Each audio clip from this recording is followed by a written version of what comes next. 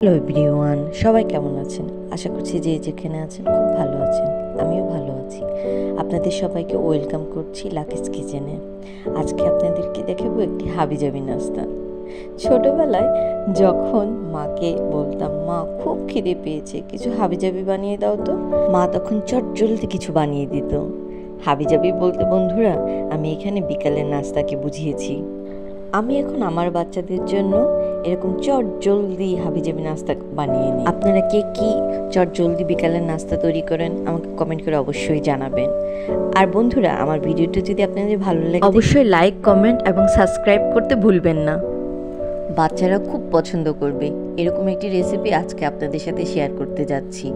আজকে তৈরি করে দেখাচ্ছি পাউরুটি ও আলু দিয়ে একটি ডোনাট। আলুগুলোকে সিদ্ধ করে চটকিয়ে নিয়েছি, তারপর একে একে পেঁয়াজ কুচি, কাঁচামরিচ কুচি, লঙ্কা গুঁড়ো, লবণ, ধনেপাতা কুচি, ভাজা মশলার গুঁড়ো এবং দুটি পাউরুটির চাক নিয়ে ভালো করে মিক্সড করে নিয়েছি। তারপর একটি গোল আকারে শেপ দিয়েছি, চেপে চেপে শেপ দিয়ে মাঝখানে একটু আঙ্গুল দিয়ে ফুটো করে দিয়ে একটু ডোনাটের শেপ দিয়ে দিয়েছি। একে একে সবগুলো ডোনাট এখন আমি বানিয়ে নেব। এরপর একটা ডিম ফেটিয়ে নেব এবং কিছু ব্রেড ক্রাম্ব নিয়ে নেব। এই স্ন্যাক্সটি আপনারা চাইলে ডিপ ফ্রিজেও সংরক্ষণ করে রাখতে পারবেন 1 মাস পর্যন্ত। এবার আমি ডোনাটটিকে ডিমে গড়িয়ে নেব। তারপর এটিকে আমি ব্রেড ক্রাম্বের উপরে দিয়ে দেব। ব্রেড ক্রাম্ব দিয়ে চারপাশে খুব ভালোভাবে এটিকে জড়িয়ে নেব। আপনারা অবশ্যই দেখতে পাচ্ছেন আমি কাজটি কিভাবে করছি। এই তো হয়ে গেল। এবার আমি একে একে সবগুলো করে নেব।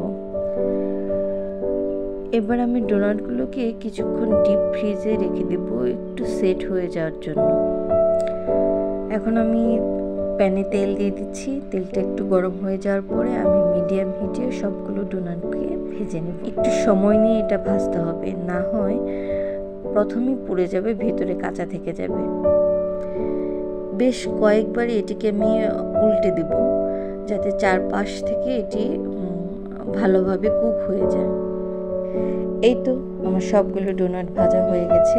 এবার আমি একটু মায়োনিজ সসের সাথে পরিবেশন করব। আপনারা আপনাদের ইচ্ছে মতো এটি পরিবেশন করতে পারেন।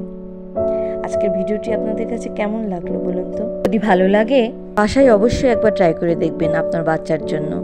ধন্যবাদ সবাইকে, সবাই ভালো থাকবেন।